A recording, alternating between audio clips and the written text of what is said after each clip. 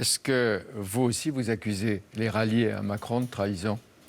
Non, je crois qu'il y a un sens de la politique, il y a un sens du moment qui fait qu'un certain nombre de personnes qui ont été partie prenante de la politique pendant ces 40 dernières années ont trouvé un visage jeune, souriant, qui défend le système établi Donc, depuis Bertrand 40 ans. Delanoë, Cohn-Bendit, Bayrou, Alain Minc et tous les non, autres. on s'en fiche, je te parle des politiques et des socialistes. Bien sûr. Bientôt les futurs, Ségolène Royal, Jean-Marc Ayrault, etc. Vous dites pas que ce sont des traîtres.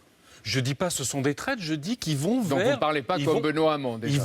Ils vont vers le programme qui leur convient le mieux. Vous savez, il y a eu le tapis de bombe médiatique des affaires Le Pen-Fillon. Il y a 2 personnes qui ont bénéficié de ce tapis de bombe médiatique. C'est Marine Le Pen, la candidate de toutes les peurs, et c'est Emmanuel Macron, le candidat de toutes les Il confusions. n'aurait pas fallu parler des problèmes judiciaires de tel ou bien tel sûr. candidat, Ce que je veux de dire, Marine Le Pen ou de François Fillon. Ce que je veux dire, c'est que pendant toute cette période-là, on n'a pas parlé projet, on n'a pas parlé solution aux difficultés des Françaises et des Français, à part Benoît Hamon. À part Benoît Hamon, mais qu'on n'a pas entendu, il reconnaît lui-même et il s'énerve parce qu'on c'est pour l'entend ça que pas. je vous dis, il y a eu un tapis de bombe médiatique autour de ces affaires. Il est temps d'en sortir. Mais Emmanuel Macron, qui présente un projet depuis Patrick Braouzek, Robert Hue, jusqu'à Alain Minc, Alain Madelin. C'est la grande confusion, mais je reconnais qu'il y a une inquiétude profonde dans l'opinion publique aujourd'hui qui est Marine Le Pen, mais je pense qu'à l'inverse de ce que beaucoup de monde pense, de ce que dit Bertrand Delanoë et d'autres,